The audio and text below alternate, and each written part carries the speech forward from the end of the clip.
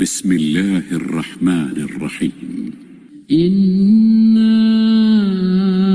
أعطيناك الكوثر فصل لربك وانحر إن شانئك هو الأبتر.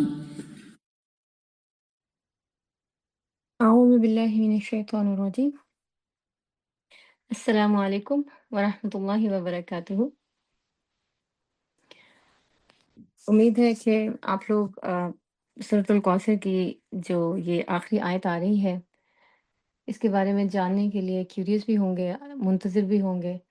اور اس سے فائدہ اٹھانے کے لیے حریص بھی ہوں گے.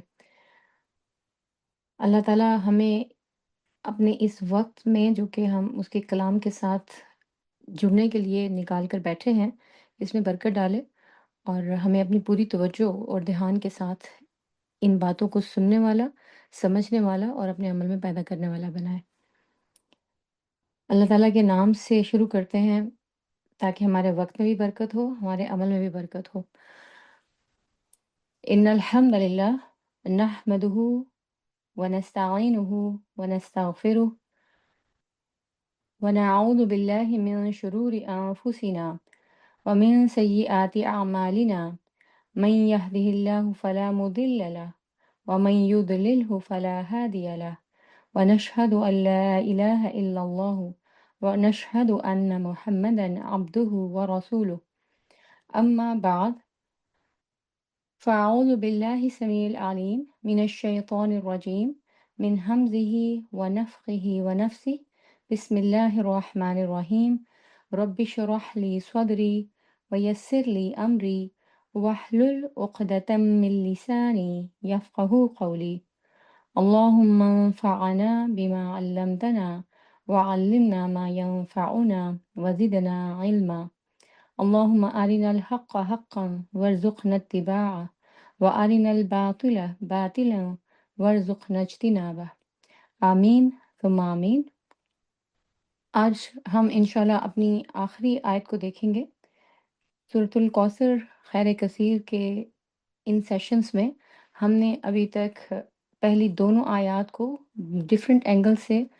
مختلف مضامین اور مختلف انداز میں دیکھا ہے. اللہ کی سنت دیکھی ہے اپنے نبی صلی اللہ علیہ وسلم کے ساتھ، اور جس طریقے سے آپ کو نوازا گیا اور جو خیر کثیر آپ کو عطا کی گئی اس کے بارے میں ہم نے جانا ہے. پھر یہ کہ جو ہمارا پچھلا سیشن تھا اس میں ہم نے دیکھا تھا کہ اللہ کے رسول صلی اللہ علیہ وسلم کو اللہ تعالیٰ نے کرنے کے کچھ کام بتائے تھے. یہ ساری باتیں ہم جس چیز کو اپنے ذہن میں لے کر چلے تھے وہ یہ تھا کہ ہم نے کس طرح مشکل حالات سے اپنے آپ کو نکالنا ہے، غم کے پہاڑ اور بوجھ جو ہمارے اوپر لد جاتے ہیں کیسے ان کو اپنے سر سے اپنے دل سے ہٹانا ہے، اور اطمینان اور سکون کی دولت اس سے ہم کنار ہونا ہے. اس مین ٹارگٹ کو ذہن میں رکھتے ہوئے ہم نے خیر کثیر میں سورۃ الکوثر کی جو تشریح تھی اس کو دیکھا تھا، مختلف معنی دیکھے تھے، اور اسی سلسلے میں پھر ہم نے مختلف کرنے کے کام دیکھے تھے. اللہ کے فضل سے اس کی دی ہوئی توفیق سے ہم اپنی تیسری آیت تک پہنچ چکے ہیں جو ہے ان شانئک هو الابتر، کہ بے شک آپ کا دشمن ہی ابتر ہے یا آپ کا دشمن ہی جڑ کٹا ہے. اس آیت میں ہمارا جو مین ٹارگٹ ہوگا جس میں کہ ہم اپنے لیے ایک جس چیز پر دھیان اور فوکس دیں گے یا جس چیز کو سیکھنے کی کوشش کریں گے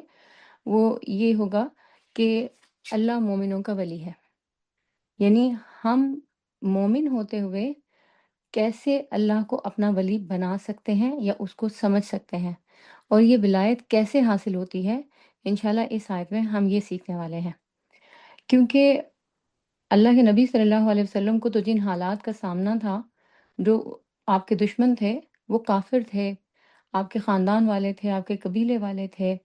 یا پھر یہ کہ قبیلے اور خاندان کے ہونے کے باوجود دلی طور پر آپ سے بہت دور تھے، اور آپ کی دشمنی میں ہر لمٹ ہر حد کو انہوں نے کراس کیا ہوا تھا. لیکن جس دنیا میں ہم رہتے ہیں اس میں بھی ہمیں بعض اوقات ایسے نامساعد حالات کا سامنا کرنا پڑتا ہے کہ ہم سمجھ نہیں پاتے کہ کون سا رستہ اختیار کریں، یا ہمیں ایسے لوگوں سے پالا پڑ جاتا ہے جن سے ڈیل کرنا ہمیں ایک بگ چیلنج لگتا ہے. ایسے رویے ہمارے سامنے آ جاتے ہیں کہ ان کا زہر ہماری رگوں میں اترتا ہے، ہمارے جذبات کو لگتا ہے کہ جیسے ان کا خون کر رہا ہے، یا ہمارا ذہن مفلوج ہونے لگتا ہے کہ ان کے ساتھ کیسے ڈیل کریں۔ ان ساری چیزوں میں اگر ہم دیکھیں تو ہم اکیلے نہ حالات کا مقابلہ کر سکتے ہیں، نہ اپنے جذبات کو کنٹرول کر سکتے ہیں، نہ ہی جو ہمارے ارد گرد ایسے لوگ ہوتے ہیں جو ہمارے لیے دشمن بنے ہوئے ہوتے ہیں، نہ ہم ان کی سازشوں کا مقابلہ کر پاتے ہیں۔ تو اس وقت ضرورت کس چیز کی ہوتی ہے؟ ہمیں کسی سپورٹ کی، کسی مدد کی، کسی سہارے کی۔ اور یہ سپورٹ اور یہ مدد اور یہ سہارا اگر ہم انسانوں سے لیتے ہیں تو انسانوں کے سہارے تو ٹوٹ بھی جاتے ہیں، وقت پر میسر بھی نہیں آتے، اور جب انسان کو ضرورت ہوتی ہے اس وقت ان کی اپنی ضروریات ان کے سامنے ہوتی ہیں اور ان کا راستہ روک کر کھڑی ہو جاتی ہیں۔ لیکن جس کا سہارا ہم تلاش کر رہے ہیں یا جس کا سہارا ہم لینا چاہ رہے ہیں، نہ کوئی مسئلہ اس کی راہ میں حائل ہوتا ہے، نہ اس کی کوئی ایسی ضرورت ہوتی ہے کہ جو اس کا راستہ روک لے، اور نہ ہی ضرورت پڑنے پر وہ ہمارے لیے مدد کی بجائے ہمارے خلاف کھڑا ہو جاتا ہے، یعنی کہ اللہ تعالیٰ۔ اس سے ہم یہ کر سکتے ہیں کہ اللہ وہ سہارا ہے جو نہ ٹوٹتا ہے اور نہ ہی ہماری ضرورت کے وقت میں ہمیں دھوکا دیتا ہے، اور نہ ہی ہمارے مسائل میں اس کو وہ باتیں سمجھ نہیں آتی جو کہ ہمارے مسئلے کو حل کر سکیں۔ تو اس لیے اللہ کا سہارا لینا سب سے زیادہ جو ہے وہ ضروری ہے، اور اسی چیز کے لیے اللہ تعالیٰ نے مسلمانوں کو اور مومنوں کو موٹیویٹ بھی کیا ہے کہ وَعَلَى اللَّهِ فَلْيَتَوَكَّلِ الْمُؤْمِنُونَ، کہ مومن جو ہیں ان کو صرف اللہ ہی کا سہارا لینا چاہیے، یا یہ کہ مومن جو ہیں وہ صرف اللہ ہی پر توکل کرتے ہیں۔ یہ ہمارا جو ہے یہ مین ٹارگٹ ہے، مین ایم ہے اس آیت کو لیتے ہوئے۔ اگر ہم آیت کو دیکھیں اور اس کا جو شان نزول ہم نے سوری سورت کا دیکھا تھا، وہ اس آیت کے اوپر بھی اتنا ہی جو ہے وہ فٹ بیٹھتا ہے۔ ہم نے دیکھا تھا کہ جب یہ آیت نازل ہوئی تھی تو اس وقت رسول اللہ صلی اللہ علیہ وسلم کو لوگ کسی بھی حالت میں قبول کرنے کو تیار نہیں تھے، ایز اے پیغمبر کی حیثیت سے بھی نہیں، اور جو وہ باتیں آپ کر رہے تھے ان کو بھی قبول کرنے کو تیار نہیں تھے۔ نہ صرف یہ کہ قریش یا پھر یہ کہ جو ارد گرد کے قبائل تھے یا ارد گرد کے علاقے کے لوگ تھے وہ، بلکہ پورے عرب میں سے کوئی آپ صلی اللہ علیہ وسلم کی بات ماننے کو تیار نہیں تھا۔ ایک ہسٹری میں یہ واقعہ آتا ہے کہ جب ایک حج کا سال تھا اور حج کے موقع پر جیسے کہ آج کل ذی الحجہ شروع ہونے والا ہے، ذی القعدہ کے اینڈ کے ڈیز ہیں، تو ان دنوں میں جب حج کے وفود پہنچ رہے ہیں پوری دنیا سے، اور وہ مناظر بھی ہم دیکھتے ہیں ٹی وی کے اوپر، بالکل اسی طریقے سے اس دور میں بھی حج کرنے کے لیے عرب کے مختلف علاقوں سے مختلف قبیلے وہاں آتے تھے۔ تو آپ صلی اللہ علیہ وسلم کی کوشش یہ ہوتی تھی کہ حج کے ان دنوں میں سب تک اللہ کا پیغام پہنچا دیں، اور ایک دن آپ اسی طریقے سے مختلف علاقوں سے آئے ہوئے لوگوں کے ساتھ مل رہے تھے، کوشش کر رہے تھے کہ ان تک اللہ کی بات پہنچ جائے، اللہ کا پیغام پہنچ جائے اور وہ اللہ کی بات کو قبول کر لیں۔ حضرت فاطمہ آپ کے ساتھ تھیں، صبح سے لے کر دوپہر ہو گئی، کسی ایک شخص نے آپ کی بات نہیں سنی، کسی ایک نے آپ کی بات کو قبول نہیں کیا، اور اس وقت حضرت فاطمہ نے آپ صلی اللہ علیہ وسلم کا منہ دھلوایا، آپ کے سر میں پانی ڈالا کیونکہ شدید گرمی کے دن تھے، اور پھر اس وقت جو ہے وہ کہا کہ ان میں سے کسی ایک نے آپ کی بات نہیں سنی۔ چھوٹی سی بچی تھیں تو ان کو یہ بات ہرٹ کر رہی تھی، تکلیف دے رہی تھی کہ ان کا باپ اتنی محنت کر رہا ہے اور ان کی بات سننے کے لیے کوئی تیار نہیں، وہ ان سے کچھ نہیں مانگتا، کوئی اجر نہیں مانگ رہا، کوئی پیسہ نہیں مانگ رہا، کوئی ویلیو نہیں مانگ رہا، کوئی رسپیکٹ نہیں مانگ رہا، کوئی حمایت نہیں مانگ رہا، اور کوئی ان کی بات سننے کو تیار نہیں ہے۔ تو آپ صلی اللہ علیہ وسلم نے ان کو کیا کہہ کر تسلی دی تھی کہ تم دیکھنا چند ہی سالوں میں یہ سب میری بات مانیں گے، یہ سب میری بات سننے کو تیار ہو جائیں گے، یہ سب اس بات کو جو میں ان کو بتا رہا ہوں اس حقیقت کو تسلیم کریں گے۔ لیکن جس وقت جس سال میں آپ صلی اللہ علیہ وسلم یہ کوششیں کر رہے تھے اس وقت تک تو ایسے کوئی حالات نظر نہیں آ رہے تھے، اور نہ آپ کی بات سنی جا رہی تھی نہ مانی جا رہی تھی، بلکہ اگر آپ کے اوپر کوئی غم آ رہا تھا تو اس کو بھی یہ لوگ سیلیبریٹ کر رہے تھے۔ یعنی آپ صلی اللہ علیہ وسلم کے جو بچے تھے، جن میں حضرت زینب ہو گئیں، حضرت رقیہ ہو گئیں، کلثوم ہو گئیں، فاطمہ ہو گئیں، یہ چار بیٹیاں، یہ تو ظاہر ہے کہ تھیں، لیکن اس سے پہلے ایک بیٹے قاسم ان کا انتقال ہو چکا تھا، اور اس کے بعد جو دوسرے بیٹے تھے عبداللہ بن محمد، ان کے انتقال کے وقت آپ صلی اللہ علیہ وسلم دوہرے غم میں مبتلا تھے۔ ایک تو ظاہر ہے کہ اولاد چلی گئی، دوسری اولاد نرینہ چلی گئی، یعنی بیٹیاں تو تھیں اور بیٹے کے جانے کا غم، اور پھر اس کے اوپر ایک تیسرا غم کہ آپ کا اپنا ہمسایہ، آپ کا اپنا چچا، آپ کا اپنا خون، آپ کے اس غم کے موقع پر اس کو بانٹنے کی بجائے اس کو سیلیبریٹ کر رہا ہے، اور بطر محمد اور بطر محمد کہتا ہوا، کہہ کے لگاتا ہوا، تالیاں بجاتا ہوا گھر سے جو ہے وہ نکلا ہے، اور پورے گلی میں اور محلے میں شور مچا رہا ہے۔ اور یہ تو وہ تھا ایک واقعہ۔ اس کے علاوہ عاص بن وائل کا ذکر آتا ہے کہ یہ وہ شخص تھا جس کے سامنے جب آپ صلی اللہ علیہ وسلم کا ذکر کیا گیا تو اس نے جس نفرت سے اور جس حقارت سے کہا کہ ابھی چھوڑو، ان کا ذکر کرنے کی تو ضرورت ہی نہیں ہے، ان کے تو بیٹے نہیں رہے تو ان کا کل کوئی نام لیوا بھی نہیں رہے گا۔ اس طرح کعب بن اشرف کا واقعہ ہم پڑھتے ہیں، اس طرح ابو جہل کا واقعہ۔ تو یہ واقعات ایسے تھے، یعنی کہ سیریز ایک ایسی تھی واقعات کی یا آپ صلی اللہ علیہ وسلم کے خلاف دشمنی کی، کہ جس کی وجہ سے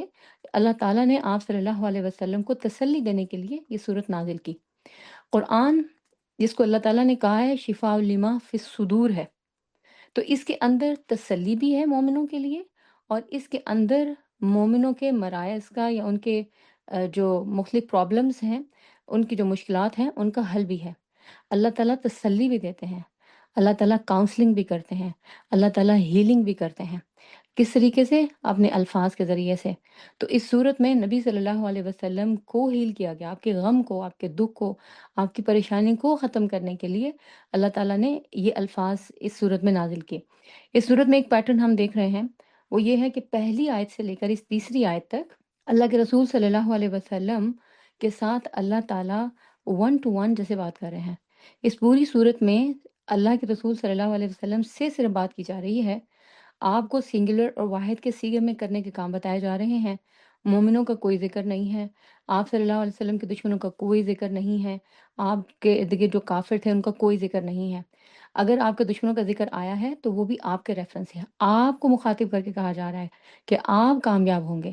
آپ تسلی رکھیے، آپ کو پریشان ہونے کی ضرورت نہیں ہے، اللہ آپ کے دشمنوں کو سنبھال لے گا، اور آپ کے دشمن ہی جو ہے وہ ابتر رہیں گے۔ تو یہ اللہ کی ایک سنت ہے جو اپنے حبیب کے لیے ہمیں یہاں پر جو ہے وہ نظر آ رہی ہے اس آیت کے اندر بھی، پہلی آیت سے لے کر یہاں تک۔ اگر ہم اس آیت کے الفاظ کو کھولیں تو جو پہلا ورڈ ہے انا کا، اس میں ہم دیکھتے ہیں انا،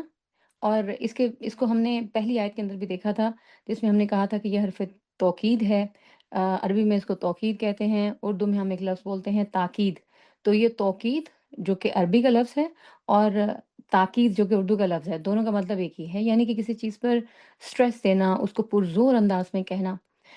اور پھر دوسری چیز ہم نے یہ دیکھی تھی اس لفظ انا کے اندر، کہ جب کبھی اللہ تعالیٰ نے اپنی نعمتوں کو اپنے بندوں پر جو کی ہیں ان کی یاد دہانی کرانی ہوتی ہے تو تب بھی انا کا لفظ لایا جاتا ہے۔ اب اس تیسرا معنی دیکھیں گے اس لفظ کے اندر، اور وہ کیا ہے کہ بے شک کا بھی معنی اس لفظ میں پایا جاتا ہے، یعنی ایسی چیز یا ایسی حقیقت یا کوئی ایسی خبر جس کے اوپر انسانوں کو شک ہو سکتا ہے، ان کے اندر کوئی ڈاؤٹس کریٹس ہو سکتے ہیں، یا پھر یہ کہ وہ انسانوں کو امپاسبل لگتی ہے، اس کو حقیقت بنانے کے لیے، یا پھر یہ کہ وہ حقیقت جو آگے پیش آنے والی ہے اس کو اس کی یقین دہانی کے لیے اللہ تعالیٰ اس لفظ انا کو اکثر کلمات یا پھر یہ کہ قرآن کی ورسز آیات کے سٹارٹ میں لاتے ہیں۔ یعنی انا یہاں پر جیسے انا کہہ کر بات شروع کی گئی ہے، کیونکہ بظاہر حالات تو آپ صلی اللہ علیہ وسلم کے خلاف تھے، کوئی آپ کی بات سننے کو تیار نہیں تھا، اور جو آپ کی بات سن رہے تھے وہ غریب تھے، وہ فقراء تھے، اور اگر کوئی بات آپ کی سن لیتا، مان لیتا، تو اس کے اپنے ہی اس کے خلاف ہو جاتے تھے۔ بہت بہت مثالیں ہیں آپ صلی اللہ علیہ وسلم کے ساتھیوں کی، جن میں حضرت طلحہ کا ذکر آتا ہے، ابو بکر صدیق رضی اللہ عنہ کا ذکر آتا ہے۔ یہ لوگ اتنا زیادہ ان کو پیٹا گیا، اتنا پیٹا گیا کہ یہ بے ہوش ہو گئے،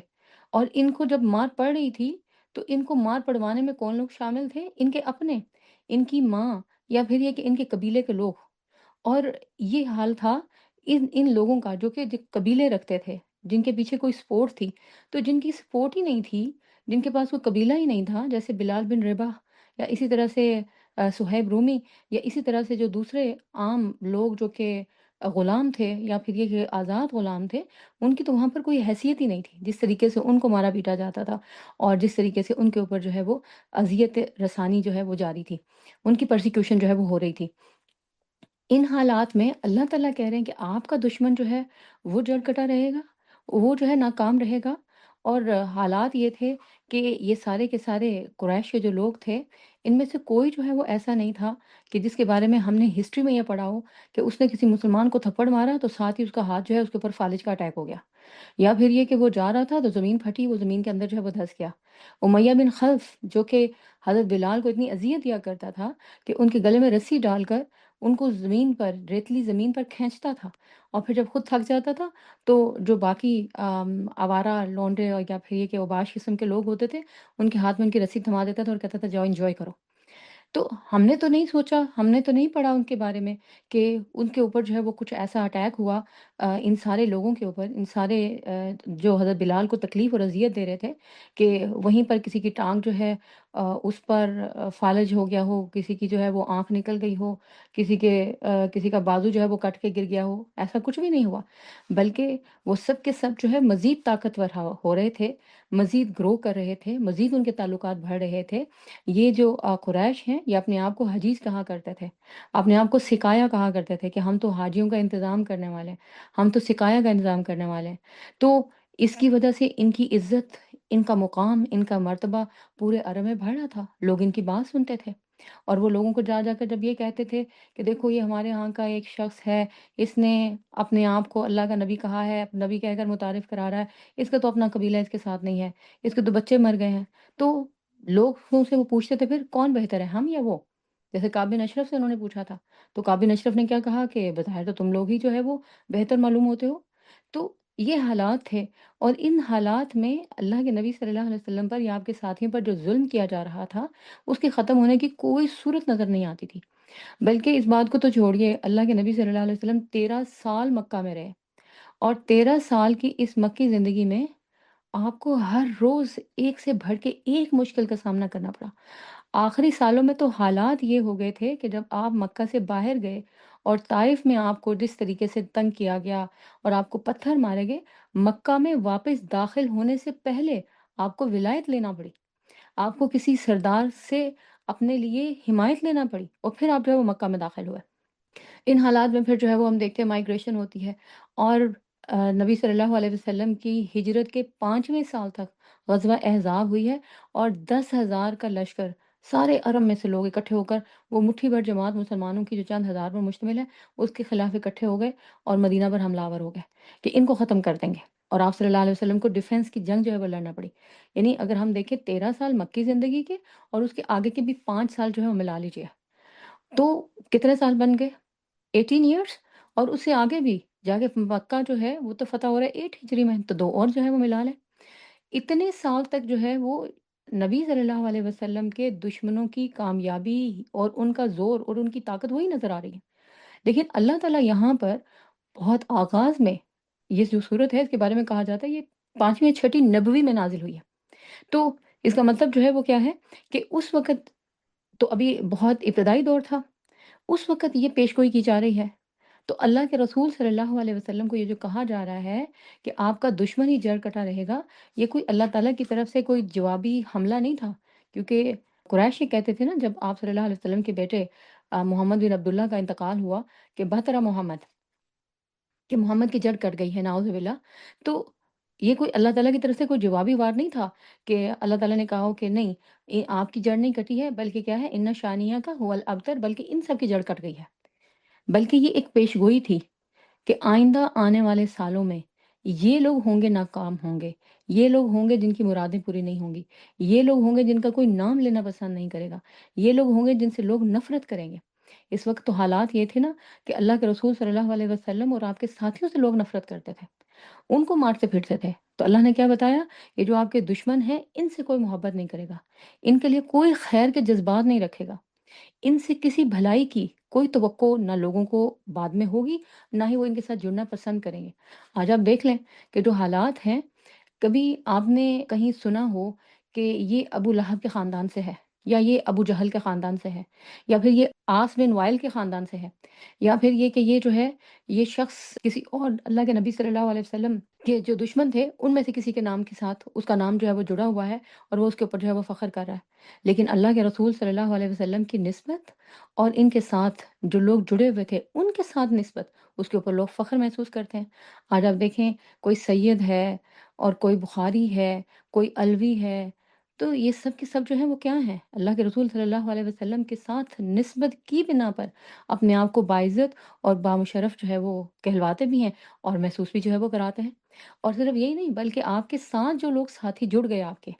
ان کے ساتھ تعلق رکھنا یا ان کی نام اور ان کی کنیت جو ہے اس کے ساتھ تعلق رکھنا، اس کو بھی جو ہے وہ باعث عزت سمجھا جاتا ہے۔ کوئی صدیقی کہلوایا، کوئی فاروقی کہلوایا، کوئی عثمانی کہلوایا، اور کوئی انصاری کہلوایا۔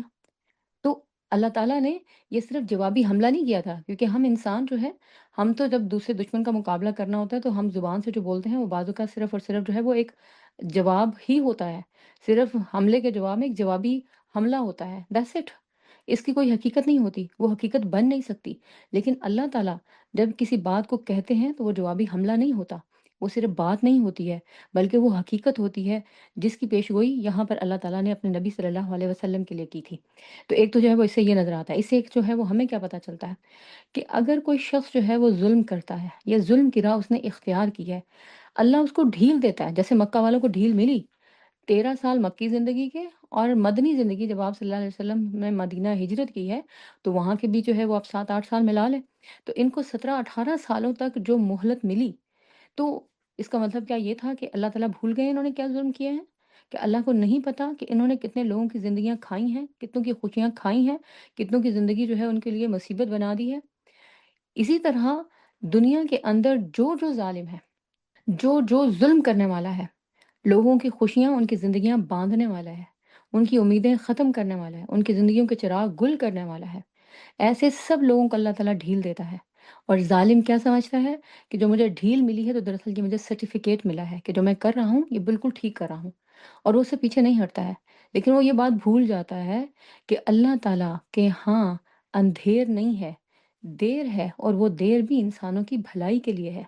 اللہ تعالیٰ انسانوں کے ظلم کو دیکھتا بھی ہے اور اس ظلم کو ناپسند بھی کرتا ہے۔ انہو لا یحب الظالمین، وہ کہتا ہے اپنے کلام میں کہ میں ظالموں کو بالکل پسند نہیں کرتا۔ تو اللہ تعالیٰ ان کو جو ڈھیل دیتے ہیں تو مطلب یہ ہوتا ہے کہ ایک دن ضرور آئے گا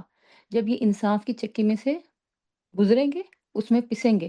اللہ کی عدالت میں کھڑے ہوں گے، انصاف ہوگا، مظلوم کو انصاف ملے گا۔ ضرورت کس بات کی ہوتی ہے؟ جو اللہ نے کہا ہے اس کہے کے اوپر یقین کرنا، اس کے اوپر اعتبار کرنا۔ اسی لیے اللہ تعالیٰ نے سورۃ النحل میں کیا کہا کہ والذین ہاجروا فی اللہ، وہ لوگ جو کہ اللہ کی طرف ہجرت کر گئے، من بعد ما ظلموا، اس کے بعد کہ ان کے اوپر ظلم کیا گیا ہو، لنبوئنہم فی الدنیا حسنہ، تو ہم ان کو دنیا میں اچھا سامان زیست دیں گے، یعنی رہنے کو اچھا ٹھکانہ دیں گے۔ اور پھر اس کے بعد جو ہے وہ کیا ہے، یہاں پر ابھی ان کا اجر ختم نہیں ہوا ہے، ریوارڈز ختم نہیں ہوئے، ابھی انعام جاری ہے۔ والا اجر الآخرۃ اکبر، اور آخرت کا جو ان کا انجام ہے، جو ان کا اجر ہے، وہ تو بہت بڑا ہے، بہت جو ہے وہ بہترین ہے۔ لو کانوا یعلمون، کاش کہ وہ جان لیں اللہ نے ان کے لیے کتنا بڑا اجر جو ہے وہ مہیا کر رکھا ہے۔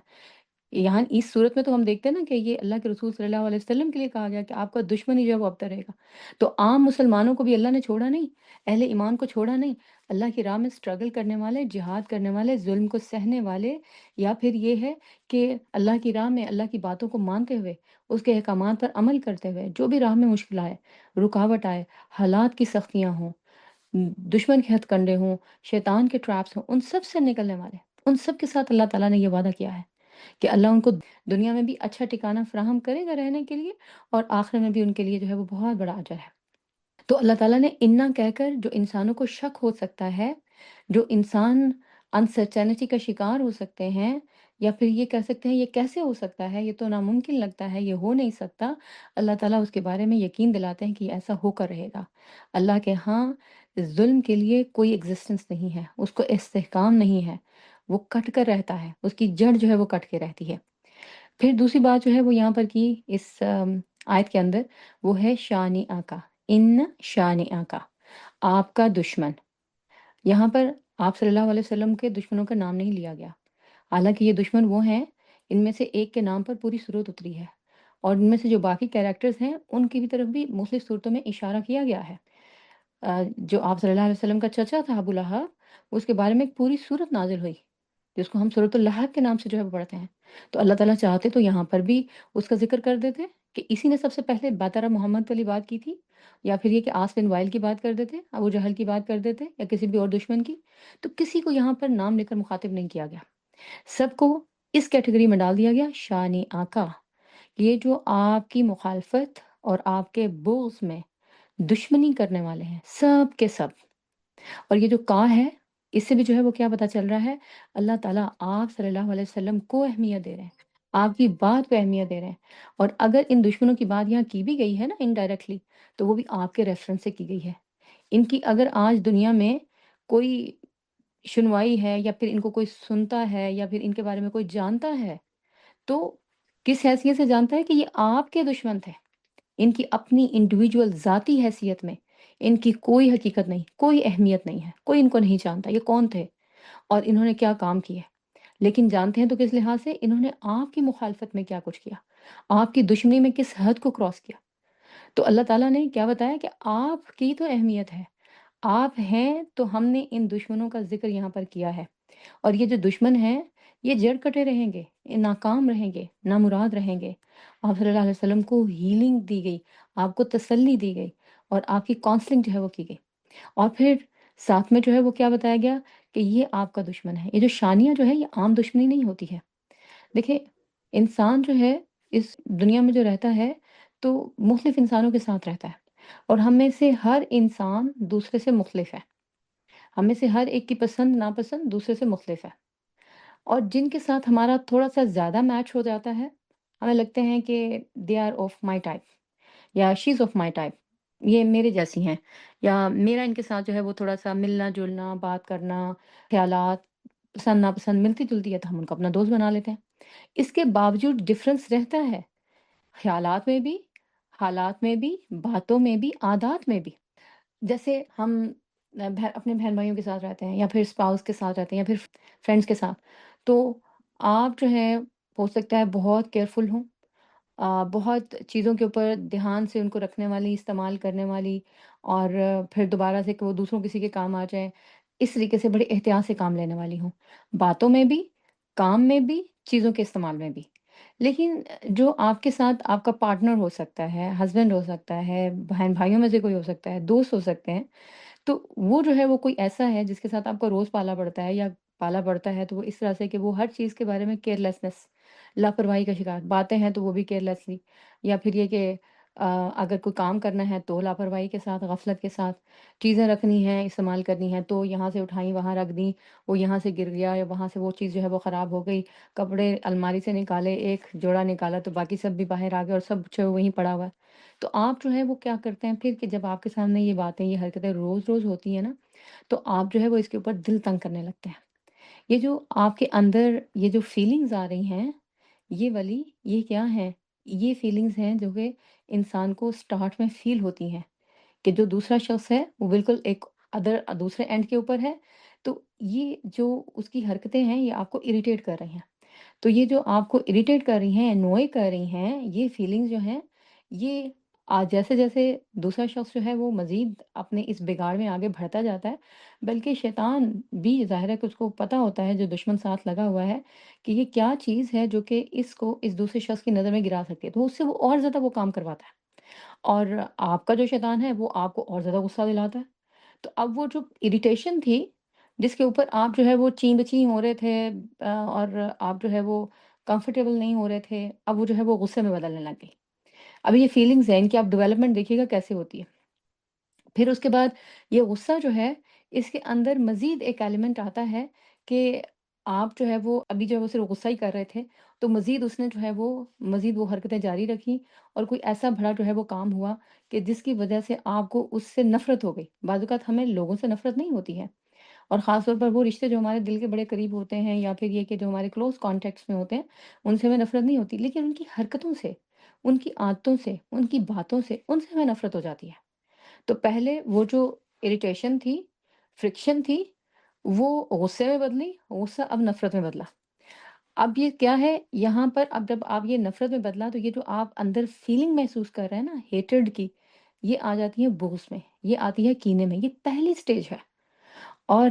جو دشمنی کی پہلی سٹیج ہوتی ہے وہ بغض ہوتا ہے، اور اللہ تعالیٰ اسی چیز سے منع کرتے ہیں کہ کسی چیز کا غصہ اپنے دل میں نہ رکھو، بغض جو ہے اس کو نہ رکھو۔ بار بار ہمیں یہ نصیحت کی جاتی ہے وَلْيَعْفُوا وَلْيَصْفَحُوا، درگزر کرو، صفحہ پلٹ دو۔ وہ کیا ہوتا ہے؟ یہی کہ یہ نفرت جو ہے یہ دل میں پیدا نہ ہو، یہ بغض دل میں پیدا نہ ہو۔ اور ابھی یہ پہلی چیز ہے، ابھی یہ پہلا جو ہے وہ سمجھیں دشمنی کا پہلا جو ہے وہ مرحلہ ہے، پہلی سٹیج ہے۔ پھر اس کے بعد جو ہے وہ اگر انسان اپنے ان منفی جذبات کو کنٹرول نہیں کرتا، نفرت کے ان جذبات کو کنٹرول نہیں کرتا، یہ وَلْيَعْفُوا وَلْيَصْفَحُوا کے حکم پر عمل پیرا نہیں ہوتا، وہ درگزر سے کام نہیں لیتا، صفحہ نہیں پلٹتا، مٹی جسے کہتے ہیں نا مٹی ڈالو، مٹی نہیں ڈالتا، اور وہ مسلسل اب یہ ہے کہ اس نے یہ کر دیا، اب اس نے یہ کر دیا، اب اس کی وجہ سے یہ پرابلم ہو گئی، اور مجھے تو ان چیزوں سے نفرت ہو گئی ہے، ان حرکتوں سے نفرت ہو گئی ہے، میں تنگ آ گئی ہوں، یہ والے جملے پھر ہم جو ہے وہ بولنا شروع کر دیتے ہیں۔ اب جب یہ سٹیج آتی ہے تو پھر ہم کیا کرتے ہیں کہ اب اس دوسرے شخص کو سبق سکھانا چاہتے ہیں۔ اب جب سبق سکھانا چاہتے ہیں تو پھر ہمارا اس کے ساتھ ہونا شروع ہو جاتا ہے مقابلہ۔ اب یہ جو مقابلہ اور مسابقت ہے، یہ ہمیں زبان سے زہریلے جملے نکالنے پر مجبور کرتا ہے۔ کبھی ہم زبان سے دوسرے کے اوپر اٹیک کرتے ہیں اور اس کو جو ہے وہ سبق سکھانے کی کوشش کرتے ہیں،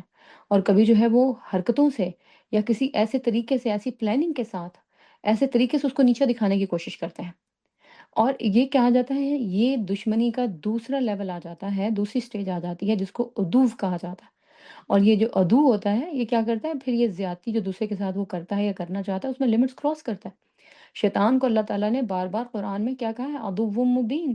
کہ وہ تمہارا کھلا دشمن ہے، یعنی تمہیں نیچا دکھانے کے لیے، تمہیں سبق سکھانے کے لیے، اور تمہارا مقابلہ کرنے کے لیے ہر وقت پلاننگ کرتا رہتا ہے۔ تو پلاننگ بھی ہوتی ہے، پھر اس میں پلاٹنگ بھی ہوتی ہے، نیچا بھی دکھانے کے لیے جوابی حملے بھی ہوتے ہیں، زبانی حملے بھی ہوتے ہیں، اور مختلف جو ہے وہ ٹیکٹکس وہ بھی جو ہے وہ یوز کیے جاتے ہیں۔ تو یہ کون سی سٹیج ہے؟ یہ سیکنڈ سٹیج ہے۔ اگر بات یہاں تک بھی رہے تو ہو سکتا ہے کہ پیچھے ڈاؤن فال شروع ہو جائے، لیکن بات یہاں تک نہیں رکتی ہے، کیونکہ شیطان انسان کو مسلسل آگے بڑھاتا رہتا ہے۔ اور اللہ کے نبی صلی اللہ علیہ وسلم کے جو دشمن تھے وہ عدوف کی کیٹیگری میں نہیں تھے، وہ شانیہ کی کیٹیگری میں تھے۔ شانیہ کی کیٹیگری میں پھر شخص کیا کرتا ہے؟ وہ مخالفت میں اندھا ہو کر، یعنی جو بغض تھا اس کے اندر، وہ جو ہیٹرڈ تھی، وہ جو نفرت تھی، پھر وہ جو پلاننگ کر رہا تھا، وہ جو پلاٹنگ کر رہا تھا، اب ان ساری چیزوں میں وہ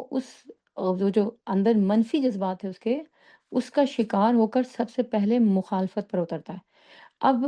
یہ آپ صلی اللہ علیہ وسلم کے دشمن کیا کر رہے تھے؟ آپ تو کوئی غلط بات نہیں کر رہے تھے، آپ اچھے اخلاق کا درس دے رہے تھے، لوگوں کا خیال رکھنے کی بات کر رہے تھے۔ آخری صورتوں میں اگر ہم دیکھتے ہیں تو اللہ تعالیٰ بار بار جو ہے وہ غریبوں مسکینوں کا خیال رکھنے، کھانا کھلانے، ضرورت مندوں کی ضرورت پوری کرنے، سچ بولنے، عیب نہ لگانے، تانے نہ دینے، ان سب کی بات کر رہے ہیں نا۔ تو آپ صلی اللہ علیہ وسلم یہی ٹیچنگز تو دے رہے تھے، تو اس میں کیا برائی تھی؟ لیکن اب چونکہ وہ مخالفت میں اندھے ہو گئے ہوئے تھے تو آپ کی کوئی اچھی بات بھی قبول کرنے کو تیار نہیں تھے، اس کی بھی مخالفت کر رہے تھے۔ پھر اس کے بعد اگلی سٹیج جو ہے وہ کیا تھی کہ اب آپ کی جو ہے وہ بات نہیں ماننی، ہم نے مخالفت کرنی ہے، تو لہٰذا جو ہے وہ اب آپ کے اوپر الزام لگانا شروع کر دیں گے، آپ کی توہین کرنی شروع کر دیں گے، توہین کرنی شروع کر دیں گے، تو آپ کو جو ہے وہ برا بھلا کہنا شروع کر دیں گے۔ پھر یہاں پہ بھی دل نہیں بھرا تو پھر کیا بدگوئی پہ اتر آئیں گے، بدگوئی، اب ابیوزو لینگویج، وربل پرسیکیوشن، گالیاں دینے پہ اتر آئیں گے، تو وہ یہ کرتے تھے۔ پھر آپ پر عیب لگانا شروع کر دیں گے، آپ کے اندر یا آپ کی زندگی میں کوئی بھی خامی، کوئی بھی نقص ڈھونڈ کر جو کہ چھوٹی سی ہو یا نہ ہو، اس کو جو ہے وہ بنائیں گے اور بنا کر جو ہے وہ اس کی باتیں اڑائیں گے، اور پھر طرح طرح کی باتیں بنا کر وہ آپ صلی اللہ علیہ وسلم کو تکلیف دیتے تھے، اذیت دیتے تھے۔ یہ تھا ان کا شانیہ کا لیول۔ اور اگر ہم دیکھیں تو ہمارے ارد گرد ہمارے جو لوگ ہوتے ہیں یا جن کے ساتھ ہمیں پرخاش ہوتی ہے، یا کہہ لیں کہ ان کے ساتھ ہماری بن نہیں رہی ہوتی، تو ان میں سے تو کوئی بھی جو ہے وہ شانیہ کے لیول پر نہیں ہوتا، لیکن ہم کتنی آسانی سے کہہ دیتے ہیں کہ آپ نہیں جانتی ہمارے رشتہ داروں کو، ابو جہل سے بڑھ کر ہیں، ابو لہب سے بڑھ کر ہیں، کیا فرعون ہوگا جو ہمارے رشتہ دار جو ہے وہ متکبر ہیں۔ تو یہ لیول تھا، فرعون کا بھی شانیہ کا ہی لیول تھا۔ تو ایسے لوگ پھر کسی سچ بات کو، کسی حق بات کو، کسی کو بھی واضح ٹروتھ کو بھی جو ہے وہ قبول نہیں کرتے۔ یہ ایکسٹریم کیس تھا جس کا اللہ تعالیٰ نے یہاں پر ذکر کیا ہے، اور خاص طور پر ابو لہب کا۔ تو ہمارا تو ایسے لوگوں سے پالا نہیں پڑتا، ہم تو جن لوگوں سے ڈیلنگ کرتے ہیں یا جو ہماری زندگی میں ہمارے کانٹیکس میں ہوتے ہیں، وہ تو صرف بغض، یا پھر یہ کہ وہ ill فیلنگس، یا پھر یہ کہ تھوڑی بہت وہ جو پرخاش ہوتی ہے وہ ہیٹرڈ کے لیول پر اور حرکتوں کی ناپسندیدگی اور ان سے نفرت کے لیول پر ہی رہ جاتی ہے۔ کوئی بہت بڑھ گیا تو وہ عدو ہو گیا، تو پھر اس وقت جو ہے وہ ہمیں کیا کرنے کی ضرورت ہے؟ ہمیں کیا اپنے اس دشمن کے خلاف چڑھ دوڑنے کی ضرورت ہے؟ کیا اس کے خلاف زبان کھولنے کی ضرورت ہے؟ کیا اللہ کے رسول صلی اللہ علیہ وسلم کو یہی طریقہ دیا گیا تھا؟ یہ ہمارے لیے جو ہے وہ سیکھنے کی بات ہے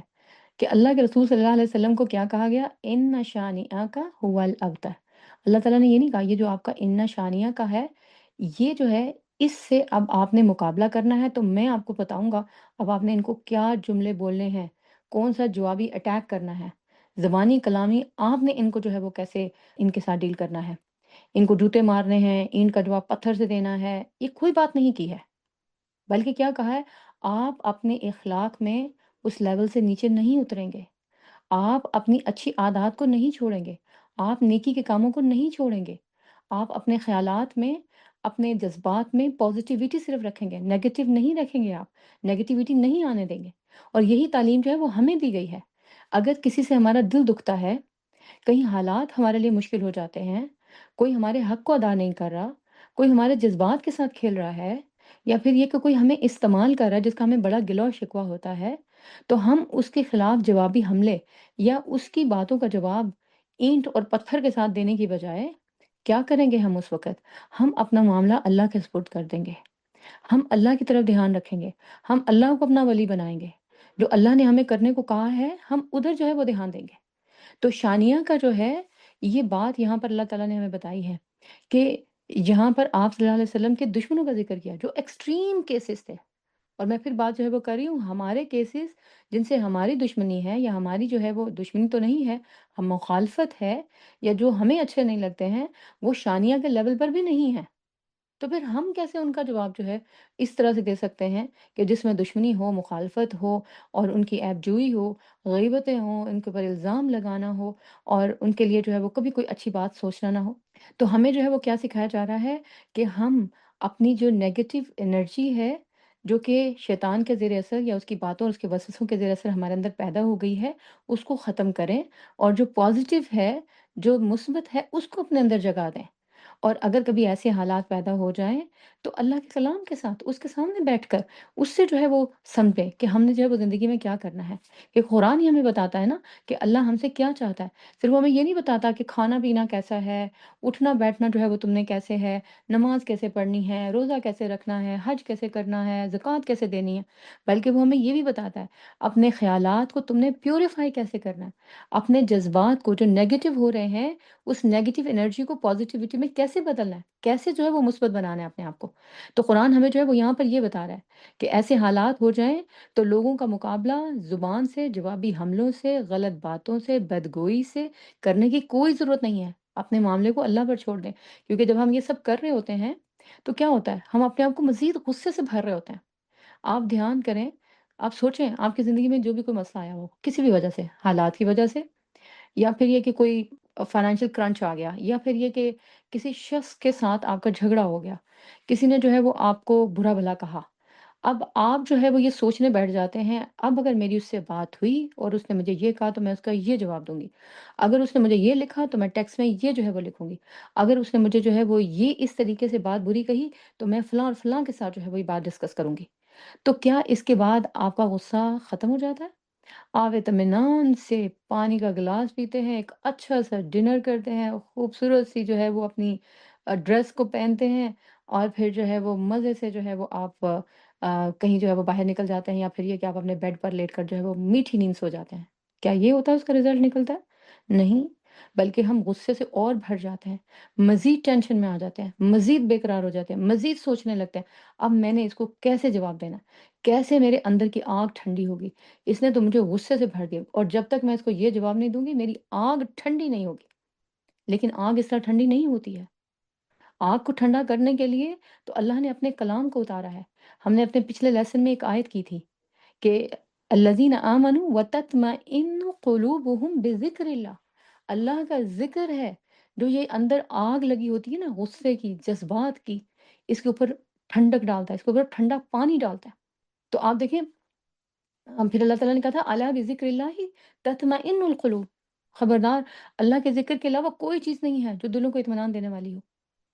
اور یہی بات اللہ کے رسول صلی اللہ علیہ وسلم کو کہی جا رہی ہے۔ سورۃ الحجر ہم پڑھتے ہیں اور ہم اس میں جو ہے وہ بڑی خوبصورت ریسیٹیشن میں بار بار لوگ اس کو سنتے ہیں، لیکن صرف تلاوت کو سننے سے ہمارا مسئلہ حل نہیں ہوتا۔ اسی لیے تو ہم ان میسیجز کو اور زندگی گزارنے کے ان طریقوں کو سیکھ نہیں پاتے ہیں۔ تلاوت اپنی جگہ کرنی ہے اور ان الفاظ کو اپنی جگہ سمجھنا ہے۔ تو رسول اللہ صلی اللہ علیہ وسلم کو اللہ تعالیٰ سورۃ الحجر میں کہتے ہیں وَلَقَدْ نَعْلَمُ، ہم یقیناً جانتے ہیں، وَلَقَدْ نَعْلَمُ أَنَّكَ يَضِيقُ صَدْرُكَ بِمَا يَقُولُونَ، یہ جو باتیں کرتے ہیں نا، طرح طرح کی بدگوئیاں کرتے ہیں، عیب لگاتے ہیں، آپ کو برے برے القاب سے پکارتے ہیں، یہ سب جو ہے یہ ہمیں پتہ ہے کہ آپ کو تکلیف ہوتی ہے، اس سے آپ کا سینہ تنگ ہوتا ہے۔ دل نہیں کہا، دل تو چھوٹا سا ہے نا یہ سینے کے اندر، آپ نے یہ نہیں کہا اللہ تعالیٰ نے کہ آپ کا دل تنگ ہوتا ہے، کہا آپ کا سینہ تنگ ہوتا ہے، یعنی ساری کشادگی اور ساری وہ پازیٹیوٹی ختم ہو جاتی ہے، نیگیٹو تھاٹس آنے لگتے ہیں، کیوں کرتے ہیں ایسے؟ کیوں کہتے ہیں میں تو ایسا نہیں ہوں، میں نے تو ان کا کچھ برا نہیں کیا؟ تو اللہ تعالیٰ جو ہے وہ اس کا جواب آپ کو کیا دیتے ہیں؟ پھر آپ کو کہتے ہیں آپ کیا طریقہ اختیار کریں، فَسَبِّحْ بِحَمْدِ رَبِّكَ وَكُن مِّنَ الساجدین، آپ اپنے رب کی تسبیح کریں اس کی حمد کے ساتھ اور سجدہ کرنے والوں میں سے ہو جائیں۔ پھر کہا وَاعْبُدْ رَبَّكَ، اپنے رب کی عبادت کیجیے حَتَّىٰ يَأْتِيَكَ الْيَقِينُ، یہاں تک کہ یقین آ جائے، موت آ جائے، تب تک یہی کچھ ہے وہ کرتے رہنا۔ یعنی وہاں پر بھی اللہ کے رسول صلی اللہ علیہ وسلم کو یہ نہیں بتایا گیا کہ یہ جو ایسی باتیں کرتے ہیں اور آپ کا سینہ تنگ ہوتا ہے، ذرا ایک آدھ جواب دے دینا تو آپ کے سینے میں ٹھنڈک پڑ جائے گی۔ ہم تو یہی کہتے ہیں کہ میں کوئی ایک جواب دے دوں نا، ایسا جواب اور ایسا کرارا جواب کہ میرے سینے میں ٹھنڈ پڑ جائے۔ تو آپ کو کیا کہا گیا؟ آپ اپنے سینے کی ٹھنڈک، آپ اپنے دل کا اطمینان کیسے لیں؟ فَسَبِّحْ بِحَمْدِ رَبِّكَ، اپنے رب کی حمد اور تسبیح کے ساتھ۔ اور اسی چیز کو ہم ملائی لیں اس کے ساتھ، اس صورت کے ساتھ، سورۃ الکوثر کے ساتھ۔ ہم نے سیکنڈ آیت کی تھی کیا؟ فَصَلِّ لِرَبِّكَ وَانْحَرْ، اپنے رب کے لیے نماز پڑھتے رہیے، اپنے رب کے لیے قربانی کرتے رہیے، صبر کرتے رہیں آپ، اور صبر کے ساتھ آگے بڑھتے رہیں، اللہ کے حضور میں سجدے کرتے رہیں، اس کی تسبیح کرتے رہیں، اس کی حمد کرتے رہیں، اس کی عبادت کرتے رہیں، اپنا مشن جاری رکھیں، اپنی اطاعت کو، اللہ کے ہاں سبمیشن کو، اس میں کوئی فرق نہ آنے دیں، آپ کے اخلاق میں کوئی بگاڑ نہ آئے، آپ لوگوں کے بارے میں برا سوچنے والے نہ ہوں۔ یہ آپ صلی اللہ علیہ وسلم کو کہا جا رہا ہے اور آپ کو بتا کر ہمیں بتایا جا رہا ہے۔ ہم پڑھتے ہیں قرآن کے اندر کہ اللہ تعالیٰ کہتے ہیں لَقَدْ كَانَ فِي رَسُولِ اللَّهِ أُسْوَةٌ حَسَنَةٌ، اللہ کے رسول صلی اللہ علیہ وسلم کی زندگی میں تمہارے لیے بہترین مثال ہے، یا بہترین جو ہے وہ اسوہ ہے۔ تو آپ کو بتا کر ہمیں کیا بتایا جا رہا ہے کہ ہمیں جب ایسے حالات کا سامنا کرنا پڑے، ایسی مشکلات ہمارے ذہن میں آئیں، ہمارے سامنے آئیں، تو پھر اس وقت ہمیں جو ہے وہ نیگیٹیوٹی کا شکار نہیں ہونا، نہ اپنے رویوں میں، نہ اپنی عادات میں، نہ ہی جو ہے وہ لوگوں کے ساتھ ہم نے ڈیلنگ میں، بلکہ پازیٹیو رہنا ہے، اللہ کے آگے جھکے رہنا ہے، اس کی اطاعت کرنی ہے، اس کی فرما برداری کرنی ہے، اور اپنے آپ کو بغض سے بچاتے رہنا ہے۔ اور یاد رکھیے یہ جو دل کے جذبات ہیں نا، بغض، اور یہ جو پھر حسد اور پھر کینہ اور پھر اس کے بعد مزید عدو اور یہ شانیہ کے لیول تک کا پہنچنا، یہ ایسے نہیں کہ یہ دلوں کے معاملات ہیں تو دل کے اوپر تمہارا کنٹرول نہیں، اختیار نہیں، تو لہٰذا جو ہے یہ ان کا حساب کتاب نہیں ہوگا۔ نہیں، دلوں کے معاملات، ان کے افعال کا بھی حساب کتاب ہوگا،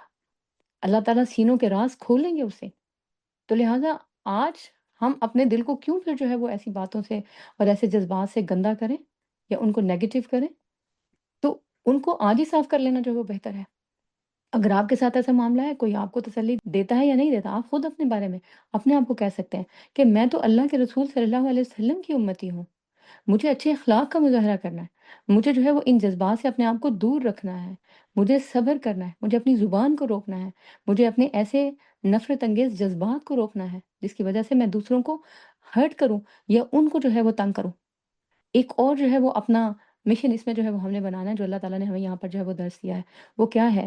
کہ میں اپنے آپ سے یہ وعدہ کروں اور میں اللہ کے سامنے اپنے اس وعدے کا اقرار کروں، اظہار کروں کہ اللہ تعالیٰ میں اپنی ساری زندگی آپ کی اطاعت میں گزاروں گی، میں اپنی ساری زندگی آپ کی فرما برداری میں، آپ کی محبت میں گزاروں گی، اور میں اپنی زبان سے، اپنے اخلاق سے اور اپنے اعمال سے ان لوگوں میں شامل نہیں ہوں گی جس سے دوسروں کو تکلیف پہنچے، کیونکہ ہمیں لوگوں کی باتیں، حرکتیں، رویے ہی تو تنگ کرتے ہیں۔ تو پھر اپنے بارے میں اللہ سے یہ وعدہ کیوں نہیں کرتے کہ اللہ تعالیٰ میں ایسی کوئی بات نہیں کروں گی، اور آپ مجھے جو ہے وہ اس کے لیے توفیق دیں، میرا ہاتھ پکڑ لیں اور مجھے معاف کر دیں۔ لا الہ الا انت سبحانک انی کنت من الظالمین، اللہ تعالیٰ میری غلطیاں معاف کر دیں۔ سبحان اور پاک تو آپ ہی کی ذات ہے صرف، میں پاک نہیں ہوں، تو میری غلطیاں معاف کر دیں، مجھے تھام لیں، مجھے سہارا دیں، مجھے اس جو ایسی جذبات آ رہے ہیں، میرے اندر ایسا غصہ اور ایسی فیلنگز آ رہی ہیں، اس سے جو ہے وہ مجھے نکال لیں۔ ایک بات جو ہے وہ تو یہ ہو گئی ہمارے سیکھنے کی۔ دوسری بات جو ہے وہ یہ کہ اللہ کے رسول صلی اللہ علیہ وسلم کے بارے میں جو شخص ایسے جذبات رکھتا ہے یا ایسی باتیں کرتا ہے، ان کا تعلق صرف وہ 1400 سال پہلے کے زمانے سے نہیں تھا۔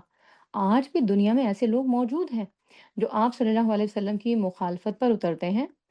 آپ کی جو تعلیمات ہیں ان کی مخالفت کرتے ہیں، آپ کے بارے میں طرح طرح کی باتیں کرتے ہیں، آپ کی توہین کرتے ہیں۔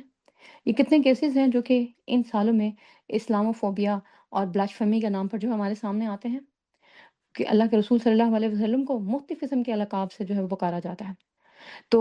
اسکالرس جو ہیں وہ یہ کیا کہتے ہیں، امام طبری کا نام اس میں آتا ہے کہ وہ یہ کہتے ہیں کہ ہر وہ شخص جو کہ آپ صلی اللہ علیہ وسلم کی مخالفت کرے، آپ کی ذات کی مخالفت کرے، یا پھر یہ کہ آپ نے جو تعلیمات دی ہیں ان میں سے کسی کے اوپر اس کا دل نہ ٹھکتا ہو اور وہ کہ میرا دل نہیں مانتا، یہ نہیں مجھے لگتا صحیح، یہ جو ہے وہ آپ نے کیسے کہہ دیا، آپ کیسے کہہ سکتے ہیں، یا پھر یہ کہ آپ نے کہا ہوگا تو یہ آپ کے لیے ہوگا یا اس دور کے لوگوں کے لیے ہوگا۔ یہ سب اللہ کے رسول صلی اللہ علیہ وسلم کی لائی ہوئی تعلیمات کی مخالفت کرنا ہے، یا سنت کا کوئی ایسا پہلو اس کے سامنے آتا ہے اور وہ اس کے اندر جو ہے وہ کیڑے نکالتا ہے، اور یا پھر یہ کہ اللہ کے رسول صلی اللہ علیہ وسلم کی شادیوں کو لے کر لوگ بہت اعتراض کرتے ہیں، ان کے اوپر جو ہے وہ باتیں بناتے ہیں۔ تو یہ سارے باتیں بنانے والے اس شانیہ کی کیٹیگری میں آتے ہیں، اور ان سب کا حال جو ہے اللہ کے رسول صلی اللہ علیہ وسلم کے دشمنوں کا جو حال بتایا گیا 1400 سال پہلے، تو امام طبری کہتے ہیں کہ قیامت تک جو جو اس کیٹیگری میں فال کرے گا، سب کا حال جو ہے وہ یہی ہوگا۔ تو اس سے جو ہے وہ ہمیں کیا پتہ چلتا ہے کہ ہمیں اللہ کے رسول صلی اللہ علیہ وسلم کی ذات کے بارے میں بھی بہت کیئرفل ہونے کی ضرورت ہے۔ آپ کے بارے میں، آپ کی لائی ہوئی تعلیمات کے بارے میں ایسے ہی منہ اٹھا کر کہہ دینا کہ یہ نہیں ہو سکتا، یہ آپ نے نہیں کہی، یہ کیسے پاسبل ہے کہ آپ ایسا کہیں، یہ آج کے زمانے اور حالات کے ساتھ تو نہیں چل سکتی۔ تو اس کا مطلب جو ہے وہ کیا ہے کہ ہم خود اپنے آپ کو اس کیٹیگری میں لا رہے ہیں جن کا حال اللہ تعالیٰ نے یہاں پر بتایا ہے کہ یہ ابتر ہو جائیں گے، ہر خیر اور بھلائی سے محروم ہو جائیں گے۔ آپ دیکھیں آج ہم جب ہسٹری میں اللہ کے رسول صلی اللہ علیہ وسلم کے دشمنوں کا ذکر پڑھتے ہیں تو کیا ہمارے دل میں ان کے لیے محبت کے جذبات آتے ہیں؟ کیا ہمیں ابو جہل پر رحم آتا ہے؟ کیا ہمیں عاص بن وائل سے ہمیں ہمدردی ہوتی ہے؟ یا ہمیں ابو لہب اور اس کا حال اور اس کا حشر نشر جب ہم پڑھتے ہیں تو ہمیں اس پر افسوس ہوتا ہے؟ نہیں، ہمارا غصہ اور غیظ بڑھتا ہے ان کے بارے میں۔ کیوں؟ کہ انہوں نے اللہ کے رسول صلی اللہ علیہ وسلم کو تکلیف دی۔ تو جو آپ کے دین کے اوپر اعتراضات کرے، آپ کی لائی ہوئی تعلیمات کو اپنے لیے قابل قبول نہ سمجھے، یہ سب باتیں اللہ کے رسول کو اذیت دینے والی ہیں۔ تو جو اللہ اور اس کے رسول کو اذیت دیتا ہے، اس کے لیے پھر جو ہے وہ کوئی ٹھکانہ نہیں ہے، اللہ کے ہاں تو رحمت کی کوئی جگہ نہیں ہے اس کے لیے۔ تو اس لیے ان چیزوں کے اوپر بات کرتے ہوئے بھی بہت احتیاط سے کام لینے کی ضرورت ہے، اور خاص طور پر جب ہم اپنے بچے اور بچیوں ان کی تربیت کر رہے ہیں اور اس ماحول میں کر رہے ہیں جہاں پر رسول اللہ صلی اللہ علیہ وسلم کی مخالفت میں یا آپ کی لائی ہوئی تعلیمات کی مخالفت میں بہت کچھ جو ہے وہ کہا جاتا ہے، تو ان کو بھی آرام سے پیار سے سمجھانا ہے کہ نہیں بیٹے، ان کے بارے میں ایسے باتیں نہیں کرتے، نہیں سوچتے، ان کے بارے میں پہلے پڑھ لیں، پھر سمجھ لیں، ان دین کی حکمتوں کے بارے میں اللہ سے دعا کریں کہ وہ ہمیں سجا دے، ہمیں بتا دے، ہمیں سمجھا دے، تاکہ ہم جو ہے وہ ہم اپنے دلوں میں ایسی تنگی جو ہے وہ محسوس نہ کریں۔ اور پھر اس کے بعد جو ہے وہ اللہ تعالیٰ نے آگے ارشاد فرمایا هو الابتر، آپ کا دشمن وہ ہے جو کہ ابتر رہے گا۔ اور یہاں اسکالرس کہتے ہیں ہوا کہہ کر اللہ تعالیٰ نے ہر قسم کے دشمن کو اس میں شامل کر دیا، وہ جو 1400 سال پہلے تھا یا پھر یہ کہ بعد میں آئے، جو بھی آپ کی مخالفت میں اترے، آپ کے خلاف باتیں کرے، آپ کی لائی ہوئی تعلیمات کے اوپر باتیں چھانٹے، مذاق بنائے، ان کے جوکس بنائے، وہ سب کے سب جو ہے وہ کیا ہیں، آپ کے دشمنوں کی کیٹیگری میں آ جاتے ہیں، جن کا حال کیا ہوگا، وہ ابتر ہوں گے۔ اور یہ جو ابتر ہے، یہ وہی لفظ ہے جس کو کہ ابو لہب نے آپ صلی اللہ علیہ وسلم کے خلاف بولا تھا اور کہا تھا باتارا محمد۔ اور یہ جو باتارا ہے، یہ باتارا اس کا مطلب کیا ہوتا ہے؟ کاٹنا۔ عرب جو ہے وہ اس لفظ کو انسانوں کے لیے نہیں بولتے تھے، اس لفظ کو انسانوں کے لیے نہیں بولتے تھے، وہ یہ لفظ جانوروں کے لیے بولا جاتا تھا، خاص طور پر ایسا جانور جو کہ دشمن کا یا پھر یہ کہ اپنے مخالف جانور کا مقابلہ کرتے ہوئے اپنے آپ کو بچا نہیں سکا اور اس کی دم کٹ گئی، اور اس کی جب دم کٹ گئی تو وہ ایمبیرس ہوتا ہے اور باقی جو جانور ہیں ان کے درمیان اپنے آپ کو چھوٹا یا کمتر جو ہے وہ محسوس کرتا ہے۔ یا شرمندہ شرمندہ جو ہے وہ رہتا ہے۔ تو اس سے پہلے باتارا کا لفظ جو ہے وہ کسی عرب میں دشمنوں نے یا قبائل نے آپس میں ایک دوسرے کے خلاف نہیں استعمال کیا تھا۔ یہ شخص پہلا شخص تھا ابو لہب جس نے کسی اور عام انسان کے لیے نہیں، اللہ کے رسول کے بارے میں یہ لفظ بولا، اور لفظ بھی وہ بولا جو جانوروں کے اوپر جو ہے وہ اطلاق کیا جاتا تھا۔ تو اللہ تعالیٰ نے یہاں پر اس کا سختی کے ساتھ جو ہے وہ نوٹس لیا۔ ایک تو ظاہر ہے کہ اللہ کے رسول کے بارے میں ایسی گستاخانہ اور توہین آمیز بات کرنا، اور پھر دوسری بات کس کی طرف سے یہ بات ہو رہی ہے؟ اللہ کے رسول صلی اللہ علیہ وسلم کے سگے چچا کی طرف سے، آپ صلی اللہ علیہ وسلم کے چچا کی طرف سے، خون کے ایک رشتے کی طرف سے، وہ آپ کے ساتھ اس قسم کی باتیں کر رہے ہیں، آپ کے خلاف ایسی باتیں کر رہا ہے۔ تو اللہ تعالیٰ نے جو ہے اس کے جواب میں کیا کہا؟ ابتر۔ تو ابتر کا جو مطلب ہے وہ کیا ہے کہ جڑ کٹ جانا، اور یہ باتارا کی سپرلیٹو ڈگری ہے۔ جیسے آپ کہتے ہیں نا کہ میٹھا، اور پھر کہتے ہیں بہت میٹھا، اور پھر آپ کہتے ہیں بہت بہت بہت میٹھا، یا آپ کسی چیز کو ڈسکرائب جب کرتے ہیں تو کہتے ہیں یہ گندی چیز ہے، کہتی ہیں پھر آپ کہتے ہیں بہت ہی گندی چیز ہے، کہتے ہیں بہت بہت بہت گندی چیز ہے۔ تو یہ ابتر جو ہے یہ اس لیول پر جاتا ہے کہ بہت ہی زیادہ جڑ کٹا، ہر خیر سے محروم۔ اور اگر لغت کے اعتبار سے دیکھیں، حدیث کے الفاظ میں نماز کی وہ رکعت جو کہ دوسری رکعت کے ساتھ نہیں ملائی جاتی یا اکیلی رکعت ہوتی ہے، اس کو بھی جو ہے وہ بتیرہ کہا جاتا ہے۔ تو اس کا مطلب ہے کہ وہ شخص جو تنہا ہو جائے، اکیلا ہو جائے، اس کا کوئی حامی نہ ہو، اس کی کوئی مدد کرنے والا نہ ہو، تو اس کانٹیکس میں وہ شخص بھی جو ہے وہ کیا ہے؟ وہ ابتر ہے۔ تو آپ کے جو دشمن تھے وہ آپ کو ان سارے کانٹیکس میں بترا کہتے تھے، بترا محمد منا، یہ لفظ جو ہے وہ بولتے تھے کہ محمد صلی اللہ علیہ وسلم ہم سے کٹ گئے ہیں، ہم سے کٹ گئے ہیں، یعنی کہ قریش کے قبیلے نے ان کی حمایت چھوڑ دی ہے، اور ہم ان کی بیک پر جو ہے ان کی سپورٹ پر نہیں کھڑے ہوئے ہیں۔ اور پھر اس کے بعد جو ہے آپ صلی اللہ علیہ وسلم کے بارے میں یہ بھی کہتے تھے کہ آپ نامراد ہو گئے ہیں، یعنی آپ کی جو خواہش تھی وہ تو یہ تھی نا کہ لوگ اللہ کی بات کو قبول کر لیں۔ اور میں نے ابھی آپ کو جو ہے وہ حج کے 1 سال کا قصہ سنایا تھا کہ ان سارے وفود میں سے جو عرب کے مختلف علاقوں سے آئے ہوئے تھے، کسی ایک شخص نے آپ کی تعلیمات پر کان نہیں دھرے اور اس کو قبول نہیں کیا۔ تو اس کا مطلب جو ہے وہ کیا ہے؟ وہ کہتے تھے آپ اپنی اس خواہش میں ناکام ہو گئے ہیں۔ پھر وہ یہ بھی کہتے تھے کہ جی آپ کی چونکہ ظاہر ہے کوئی اولاد نہیں رہی ہے، اولاد نرینہ نہیں ہے آپ کی، تو ظاہر ہے اس لحاظ سے بھی جو ہے وہ باترا کہتے تھے آپ کو۔ پھر آپ کے قبیلے نے، کنبے نے آپ کو چھوڑ دیا، کیونکہ ابو لہب سگا چچا تھا، تو خاندان جو ہے وہ بیک اور سپورٹ پر نہیں ہے، تو اس لیے بھی آپ کو جو ہے وہ ابتر کہتے تھے۔ پھر اس طرح جو ہے وہ یہ بات کہتے تھے کہ آپ کی کامیابی کی ہر امید جو ہے وہ ختم ہو گئی ہے، کیونکہ ظاہر ہے نہ کوئی قریش کے اندر سے یا بڑے سرداروں میں سے آپ کی بات قبول کرنے کو تیار ہے، نہ مکہ کے باہر ارد گرد کے لوگ جو چھوٹے چھوٹے قصبے ہیں، علاقے ہیں، یا قبائل ہیں، وہ آپ کی بات ماننے کو، سننے کو تیار ہیں۔ تو کوئی خیر و بھلائی کی امید نہیں ہے آپ کے لیے، کامیابی کی کوئی صورت نہیں ہے آپ کے لیے۔ اور یہ کہ کسی قسم کے ذرائع اور وسائل، ان کا سلسلہ بھی کٹ گیا، کیونکہ آپ صلی اللہ علیہ وسلم کی جو بیوی تھیں حضرت خدیجہ رضی اللہ عنہ، یہ مکہ کی ایلیٹ ترین خاتون تھی، رچ۔ اور جب آپ صلی اللہ علیہ وسلم نے نبوت کا اعلان کیا ہے تو ساری دولت، بزنس، کاروبار سب ختم ہو گیا، اور آخری سال جس تکلیف سے انہوں نے گزارے خود، جب شیب ابی طالب میں بنی ہاشم کو اور آپ صلی اللہ علیہ وسلم کے سارے خاندان اور مسلمانوں کو پناہ لینا پڑی، جب قریش نے آپ کا بائیکاٹ کیا تھا، وہ 3 سال کیسے گزارے تھے آپ نے اور حضرت ختیجہ نے اور باقی مسلمانوں نے یا بنی ہاشم نے؟ کھانے کو کچھ نہیں ہوتا تھا، چمڑے کو بھگو بھگو کر وہ پانی پیتے تھے، گھاس کھاتے تھے، بچوں کے کھانے کے لیے کچھ نہیں ہوتا تھا، رات رات بھر وہ روتے رہتے تھے۔ اور ان سب حالات میں حضرت ختیجہ بیمار ہو گئی، مختلف قسم کی تکالیف کا شکار ہو گئی، اور اسی حالت میں جو ہے وہ فوت ہو گئی۔ تو یہ حالات ہے آپ کے اوپر، اور اس وقت جو ہے یہ سارے کے سارے ظاہر ہے کہ وسائل اور ذرائع ختم ہو گئے تھے آپ کے پاس، کوئی آپ کی بیک اور سپورٹ پر نہیں تھا۔ تو قریش جو ہے وہ ان سارے معنوں میں آپ کو کیا کہتے تھے کہ آپ جو ہے وہ ابتر ہو گئے ہیں، آپ کا تو کوئی قبیلہ نہیں ہے جو آپ کی بیک پر ہو، کوئی مضبوط سہارا نہیں ہے، اور جس اللہ کی آپ بات کرتے ہیں اس نے آپ کے لیے کوئی فرشتہ نہیں بھیجا ہوا جو آپ کا گارڈ بنے، یا پھر آپ کے لیے کوئی جو ہے وہ سونے کا محل ہوتا، باغ ہوتا، کچھ ہوتا۔ یہ ساری ڈیمانڈس وہ کرتے تھے آپ سے، نہیں ہے تو پھر ظاہر ہے کہ آپ جو ہے وہ سب معنوں میں ابتر ہیں۔ اور اللہ تعالیٰ نے کیا کہا کہ نہیں، آپ نہیں ہیں، آپ کا دشمن ابتر ہے۔ اور اگر آپ بات کرنے کا سٹائل دیکھیں اللہ تعالیٰ کا، تو اللہ تعالیٰ نے یہ نہیں کہا یہ آپ کو باترا کہتے ہیں، نہیں یہ ابتر ہیں، بلکہ کیا کہا؟ وہ جو آپ کو تکلیف دینے والی بات تھی نا، اس کا ذکر ہی چھوڑ دیا، اور بات کیا کی نہیں، آپ کا دشمن ہی جو ہے وہ دراصل ابتر ہے۔ تو اس سے جو ہے وہ ہمیں ایک اور بھی بات جو ہے وہ پتہ چلی کہ اگر ہم نے کسی کو تسلی دینی ہے اور وہ شخص جو ہے وہ کسی حالت سے، کسی مشکل سے، کسی پرابلم سے، کسی مسئلے سے یا کسی شخص کے ہاتھوں تنگ ہے، اور ہم اسی شخص کی بیٹھ کر برائیاں کرنا شروع کر دیں، انہی حالات کا رونا شروع کر دیں، یا انہی مسئلے کے بارے میں دوسروں کی جو رائے ہے، اوپینین ہے، اسی کے اوپر جو ہے وہ باتیں کرنا شروع کر دیں، تو اس شخص کو کوئی تسلی نہیں ہوتی ہے۔ بلکہ اس شخص کو اس کی وجہ سے کہ آپ اچھے ہیں، آپ اچھی ہیں، آپ کی تعلیم ایسی ہے، آپ کا اخلاق ایسا ہے،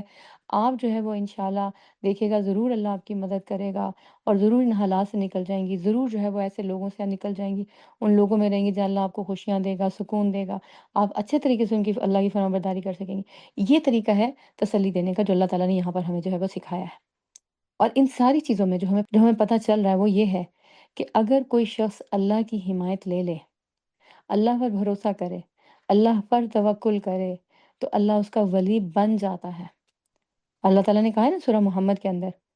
ذَلِكَ بِأَنَّ اللَّهَ مَوْلَى الَّذِينَ آمَنُوا وَأَنَّ الْكَافِرِينَ لَا مَوْلَى لَهُمْ، کہ جو مومن ہیں ان کا مولا اللہ ہے، اور کافروں کا کوئی مولا نہیں ہے، کافروں کا کوئی جو ہے وہ مددگار نہیں ہے۔ یعنی جو اللہ پر بھروسہ نہیں کرتا، اللہ پر توکل نہیں کرتا، اللہ کی بات نہیں مانتا، اللہ کے سامنے نہیں جھکتا، اللہ کی حمد و تسبیح نہیں کرتا، اللہ تعالیٰ اس کو اپنی ولایت نہیں دیتے ہیں۔ کیونکہ ہم جب ولی کی بات کرتے ہیں کہ وہ فلاں ولی اللہ ہے، فلاں کو ولایت حاصل ہو گئی، تو ہم میسمرائزڈ ہو جاتے ہیں، ہم کہتے ہیں پتہ نہیں کتنی مشکل بات ہے، کیسے جو ہے یہ حاصل ہوتی ہے۔ تو آج ہمیں جو ہے وہ اس سے یہ پتہ چلتا ہے کہ اللہ تعالیٰ ہمیں یہ بتا رہے ہیں کہ ولایت حاصل ہوتی ہے اس شخص کو جو کہ اللہ کی بات مانتا ہے، اللہ کی حمد و تسبیح کرتا ہے، اللہ کے سامنے سجدہ ریز ہوتا ہے، اور یہ کہ اللہ کے لیے قربانی کرنا جانتا ہے، اللہ کے لیے صبر کرتا ہے، اللہ کے لیے اپنی زبان کو روک لیتا ہے، اپنے منفی جذبات کے اوپر کنٹرول کر لیتا ہے، تو اس کو ولایت حاصل ہو جاتی ہے، اللہ اس کا جو ہے وہ ولی بن جاتا ہے۔ اور جب اللہ اس کا ولی بن جاتا ہے تو پھر اللہ اس کے لیے کیا کرتا ہے؟ سورہ بقرہ کی آیت ہمیں اس سلسلے میں بتاتی ہے، اور اس میں ہمیں بتایا جاتا ہے کہ اللہ ولی الذین آمنوا، جب اللہ ایمان والوں کا ولی بنتا ہے، اور اللہ ایمان والوں کا ولی ہے، بتایا جا رہا ہے کہ جب اللہ ایمان والوں کا ولی ہے تو پھر وہ کیا کرتا ہے؟ یخرجہم من الظلمات الی النور، وہ انہیں اندھیروں سے، غم کے اندھیروں سے، مایوسی کے اندھیروں سے، مشکل حالات سے، جو آگے آنے والے پرابلمز ہیں، اور جو مستقبل آگے آ رہا ہے جس کے بارے میں کوئی پریڈکشن نہیں کی جا سکتی، ان سب اندھیروں سے نکالتا ہے انہیں، اور نور کی طرف، یعنی ان کی رہنمائی کرتا ہے، ان کو اکیلا نہیں چھوڑتا، ان کو گائیڈ کرتا ہے، ان کے لیے وسائل اور ذرائع مہیا کرتا ہے، ان کو ایسی رہنمائی دیتا ہے۔ اور پھر دوسری طرف جو ہے وہ کون ہے؟ والذین کفروا، وہ جنہوں نے کفر کیا، اولیاءہم الطاغوت، وہ کس کے ولی ہوتے ہیں؟ ان کے ولی کون ہوتے ہیں؟ ان کے دوست کون ہوتے ہیں؟ ان کے سرپرست کون ہوتے ہیں؟ طاغوت، شیطان اور شیطان کے ساتھی۔ یہ کیا کرتے ہیں پھر اس شخص کو؟ یخرجہم من النور الی الظلمات، اگر ایسا شخص جو شیطان کی سرپرستی اختیار کر لیتا ہے، ایسا شخص جو ہے اگر مومن بھی ہے اور نور بھی ہے اس کے پاس، ایمان نور ہے جو ہمارے سینوں میں ہوتا ہے، حقیقت کی طرف ہماری رہنمائی کرتا ہے، اگر نور بھی اس کے سینے میں ہے، رہنمائی بھی ہے، یہ اس کو بھی سلب کر لیتا ہے اور اس کو کھینچ کے اندھیروں میں لے جاتا ہے۔ تو اس سے کیا پتہ چلتا ہے کہ جو ہم ایمان رکھتے ہیں اللہ پر، اللہ کی مختلف باتوں پر، اس کے احکامات پر، یہ روشنی اس کو بجھنے نہیں دینا، کہ ہم جب ایسے حالات ہمارے سامنے آئیں اور وہ شیطان کا جو ہے وہ وہیکل بن جائیں، وہ حالات ہمارے لیے، لوگ جو ہمارے ارد گرد ہوں وہ ہمارے لیے جو ہے وہ شیطان کا وہیکل بن جائیں، اور ہم ان کے پیچھے چل پڑیں اور اپنے آپ کو اس خیر سے، اس بھلائی سے، اس نور سے جو ہے وہ دور کر لیں جو اللہ ہمیں آلریڈی دے چکا ہوا ہے۔ تو ہم نے کیا کرنا ہے؟ اللہ کو اپنا سرپرست بنانا ہے، اور اللہ کو جب سرپرست بنائیں گے، اللہ کی مدد لینا چاہیں گے، تو پھر دیکھیں گے اللہ ہم سے چاہتا کیا ہے۔ تو اللہ نے اپنی چاہت اپنے کلام میں بتائی ہے، اور جب جب آپ اللہ کے کلام کے سامنے بیٹھیں اور بیٹھتے ہیں اس کو سمجھنے کے لیے، میں تلاوت کی بات نہیں کر رہی، میں پھر سمجھ کی بات کر رہی ہوں، جب جب آپ اللہ کی بات کو سمجھنے کے لیے اس کے سامنے بیٹھتے ہیں، تب تب ہمیں پتہ چلتا ہے کہ اللہ ہم سے کیا چاہتا ہے، اور ہم کیسے جو ہے وہ اللہ کے قریب ہو سکتے ہیں، اور کیسے جو ہے وہ اللہ ہمیں اپنی سرپرستی میں لے گا، اور کیسے ہے وہ اللہ ہمیں تسلی دیتا ہے پھر۔ ہماری کاؤنسلنگ کرتا ہے، ہماری ہیلنگ کرتا ہے، ہمیں بتاتا ہے کہ ہم نے کیسے جو ہے وہ ان لوگوں کا، ان حالات کا، ان مشکلات کا جو ہے مقابلہ کرنا ہے۔ پھر وہ ہمیں اکیلا نہیں چھوڑتا۔ جیسے کہ حدیث میں حضرت ابو ہریرہ سے مروی ہے، وہ فرماتے ہیں کہ رسول اللہ صلی اللہ علیہ وسلم نے کہا، اللہ تعالیٰ ارشاد فرماتا ہے، جب حدیث اس انداز سے شروع ہو رہی ہوتی ہے نا، تو اس کا مطلب یہ ہوتا ہے کہ یہ حدیث قدسی ہے، اور حدیث قدسی حدیث کی وہ صنف ہے جس میں کہ بات تو اللہ کے رسول صلی اللہ علیہ وسلم کی زبان سے کہلوائی جا رہی ہوتی ہے، لیکن جو اس کا مفہوم ہوتا ہے وہ اللہ تعالیٰ ڈائریکٹ اللہ کے رسول صلی اللہ علیہ وسلم کے دل میں القاء کرتے ہیں۔ تو یہ اللہ کی بات ہے جو اپنے حبیب کی زبان سے وہ نکلوا رہا ہے، اور اللہ تعالیٰ فرماتا ہے کہ جس نے میرے ولی سے دشمنی کی، میرا اس کے خلاف اعلان جنگ ہے۔ تو ولی کی بات ہم نے بتائی پہلے، کہ ولی کون ہوتا ہے؟ جو اللہ کو اپنا سرپرست بناتا ہے، اللہ سے تعلق، اللہ کو خوش کرنا، اللہ کی محبت اس کے لیے پرائرٹی ہوتی ہے، ٹاپ نمبر ون۔ اور پھر اس کے بعد جو ہے وہ اللہ کی رہنمائی کو لیتا ہے، اللہ کی بات کو لینا اور اس کے اوپر عمل کرنا اس کی پہلی ترجیح ہوتی ہے۔ تو پھر وہ اللہ کا ولی بن جاتا ہے۔ جب وہ اللہ کا ولی بن جاتا ہے تو پھر اللہ تعالیٰ اس کو کیا کہتے ہیں اس کے بارے میں، کہ جس نے میرے ولی سے دشمنی کی، میرا اس کے خلاف اعلان جنگ ہے۔ یعنی اتنی بڑی حمایت اور سپورٹ اس کو حاصل ہو جاتی ہے۔ پھر اللہ تعالیٰ مزید ارشاد فرماتے ہیں کہ میرا بندہ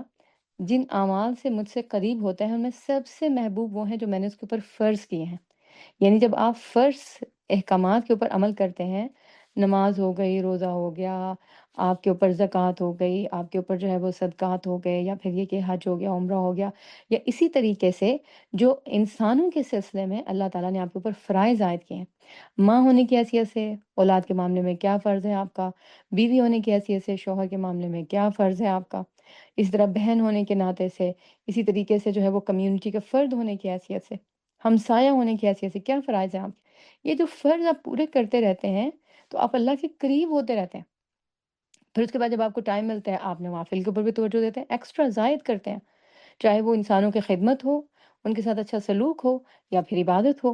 تو اللہ تعالیٰ کہتے ہیں میرا بندہ نوافل کے ذریعے سے مسلسل مجھ سے قریب ہوتا رہتا ہے، یہاں تک کہ میں اس سے محبت کرنے لگتا ہوں۔ آپ نے کبھی دعا مانگی اللہ سے کہ اللہ تعالیٰ اللہم انی اسألک حبک، اللہ مجھے آپ کی محبت چاہیے؟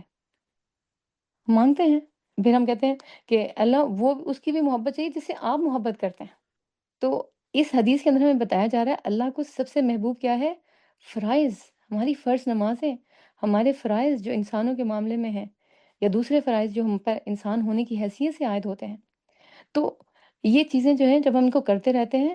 تو اس کے بعد ایکسٹرا جو ہمیں ٹائم ملتا ہے وہ بھی کام کرتے ہیں، تو پھر اس میں کیا ہوتا ہے؟ اللہ تعالیٰ ہم سے محبت کرنے لگتے ہیں، اور جب اللہ ہم سے محبت کرنے لگتا ہے تو پھر اللہ تعالیٰ کیا کہتے ہیں؟ وہ کیسے رزلٹ ہوتا ہے؟ وہ پھر کیا ہوتا ہے اس کے بعد؟ پھر اللہ تعالیٰ کہتے ہیں کہ میں اس شخص کا کان بن جاتا ہوں جس سے وہ سنتا ہے، اس کی آنکھیں بن جاتا ہوں جس سے وہ دیکھتا ہے، اس کے ہاتھ بن جاتا ہوں جس سے وہ پکڑتا ہے، اس کا پاؤں بن جاتا ہوں یا اس کے پاؤں بن جاتا ہوں جس سے وہ چلتا ہے۔ اس کا مطلب کیا ہے؟ لٹرلی یہ فارم نہیں ہو جاتی، بلکہ کیا ہے؟ اللہ تعالیٰ پھر اس کے اعضاء سے، اس کی یہ جو اللہ تعالیٰ نے باڈی پارٹس دیے ہیں، ان سے پھر وہ سارے اچھے اچھے کام کرتا ہے۔ کانوں سے اچھی باتیں سنے گا، آنکھوں سے اچھی باتیں دیکھے گا، اچھے کام کرنے کی کوشش کرے گا، ہاتھوں سے وہ کام کرے گا جو اللہ کو پسند ہے۔ پاؤں اس کے اللہ کی مخالفت میں یا اللہ کی نافرمانی کے کاموں کی طرف جائیں گے ہی نہیں۔ اچھا، اور پھر اس کے بعد جو ہے وہ اللہ تعالیٰ کیا کہتے ہیں آگے؟ اور اگر وہ میرا بندہ، یعنی کہ جو اللہ سے اب قریب ہو گیا ہے، اللہ سے محبت کرنے لگ گیا ہے، تو اگر وہ شخص، وہ بندہ مجھ سے کسی چیز کا مطالبہ کرتا ہے یا مجھ سے کسی چیز کا سوال کرتا ہے تو میں اسے وہ چیز عطا کر دیتا ہوں، پھر اس کی دعائیں قبول ہوتی ہیں۔ پھر فرمایا کہ اگر وہ کسی چیز سے مجھ سے پناہ مانگتا ہے تو میں اسے پناہ عطا کرتا ہوں۔ اور بعض روایات میں یا بعض ٹرانسلیشن میں یہاں چیز کی جگہ دشمن کی بھی بات کی گئی ہے۔ تو چیز ہو یا دشمن ہو، بعض اوقات جو ہے وہ ہمارے لیے چیزیں، وہ جو ہے وہ دشمن ہو جاتی ہیں، حالات ہمارے دشمن ہو جاتے ہیں، انسان ہمارے دشمن ہو جاتے ہیں، جذبات، ہمارے اپنے جذبات یا لوگوں کے جذبات، وہ ہمارے دشمن ہو جاتے ہیں۔ اور جب آپ اللہ سے کہتے ہیں اللہ تعالیٰ مجھے ان منفی جذبات کا شکار نہیں ہونا، مجھے نفرت کا شکار نہیں ہونا، مجھے کسی شخص کے لیے گرج اپنے دل میں نہیں پالنا، مجھے آپ جو ہے وہ ان سے محفوظ رکھیں، میرے دل کو پاک صاف کر دیں، مجھے تسلی دیں، مجھے اس مشکل سے نکالیں، تو اللہ تعالیٰ آپ کو اس مشکل سے نکال لیں گے اور آپ کو پناہ دی جائے گی۔ اور پھر اس کے بعد جو ہے وہ اللہ کے رسول صلی اللہ علیہ وسلم مزید فرمایا کہ اللہ تعالیٰ پھر ارشاد فرماتا ہے کہ کسی چیز کے کرنے میں مجھے اتنا تردد نہیں ہوتا جتنا کہ اس جو اللہ کا بندہ ہے اس کو موت دینے میں ہوتا ہے، موت دینے میں تردد ہوتا ہے، اس کی جان نکالنے میں یا اس کی روح قبض کرنے میں مجھے تردد ہوتا ہے، کیونکہ میرا بندہ موت کو ناپسند کرتا ہے، جو موت کو ناپسند کرتا ہے۔ اور پھر اس کے بعد جو ہے وہ کیا ہے کہ اور مجھے اسے اس ناگوار خاطر چیز میں ڈالنا ناپسند ہوتا ہے۔ یعنی جب مومن کی موت آتی ہے اور اس کو ظاہر ہے موت کی تکلیف تو ہوتی ہے، چاہے وہ ایک سوئی کے ناکے جتنی چبھن سے ہی کیوں نہ ہو رہی ہو، اتنی تکلیف ہی کیوں نہ ہو، اتنی ایکول ہی کیوں نہ ہو، تو اللہ تعالیٰ کو یہ چھوٹی سی ہلکی سی چبھن بھی جو ہے نا وہ بھی تکلیف دیتی ہے۔ جیسے آپ کا بچہ، کبھی آپ نے دیکھا ہو اس کو انجیکشن لگتا ہے تو وہ کیا ہوتا ہے، ایک نیڈل ہی تو ہوتی ہے، جس کے اوپر وہ چیخ مارتا ہے یا کرتا ہے، تو آپ کو وہ بھی تکلیف دیتی ہے۔ آپ کہتے ہیں میرے سے ایسی چیخ بھی برداشت نہیں ہوتی۔ تو مومن کی روح جب نکلتی ہے تو اس کو اتنی تکلیف ہوتی ہے،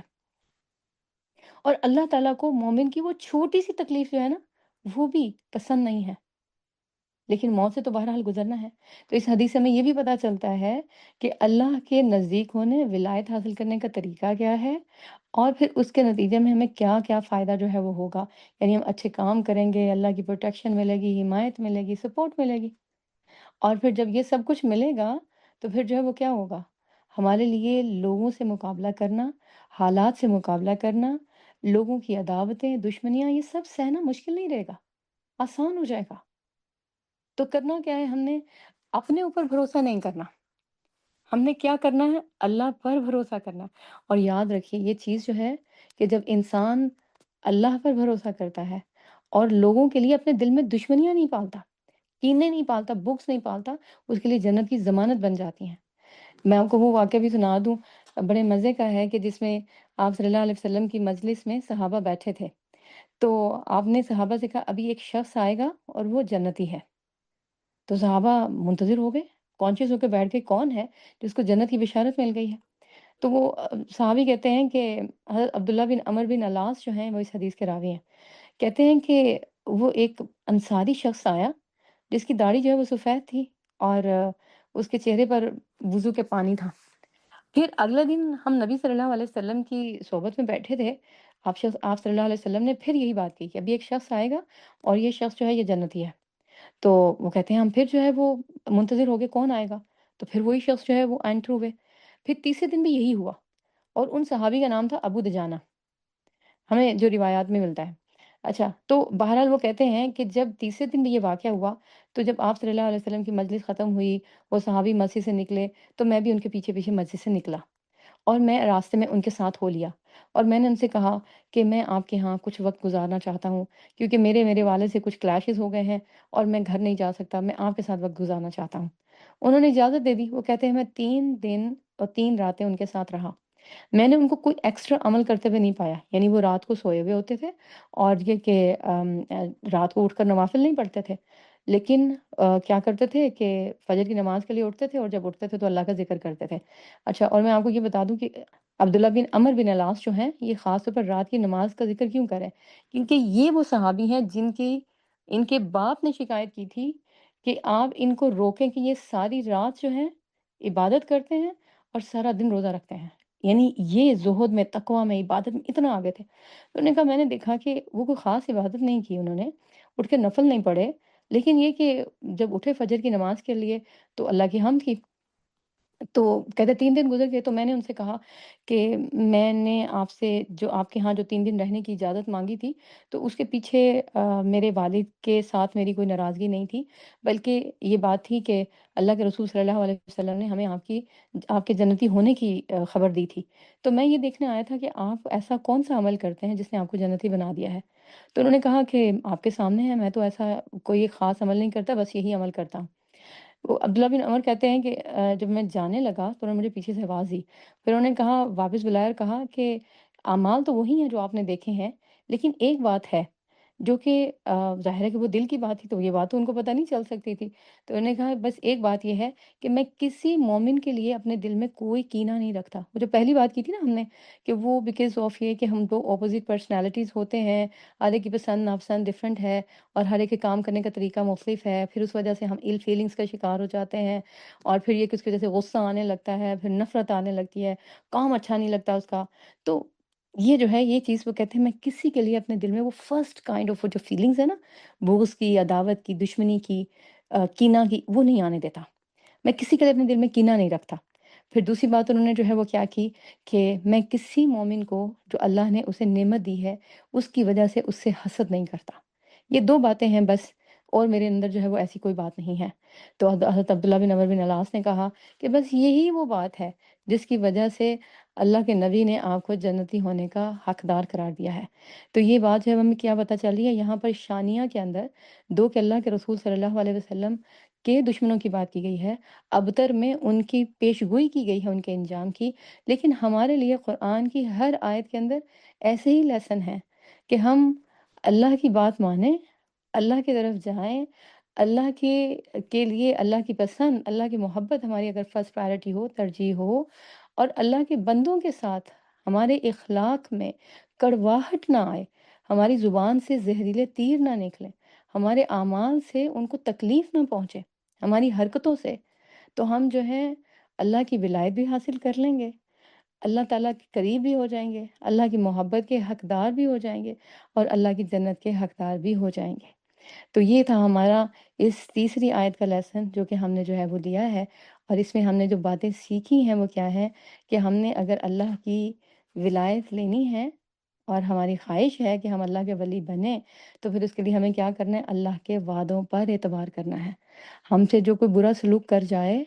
اس کو اللہ پر چھوڑ دیں، اس کا خود بدلہ لینے کی اسے کوشش مت کریں، اللہ پر چھوڑ دیں گے تو اللہ کو سب کا حساب کتاب رکھنا بہت اچھے طریقے سے آتا ہے۔ ہم نے کتنے آنسو بہائے،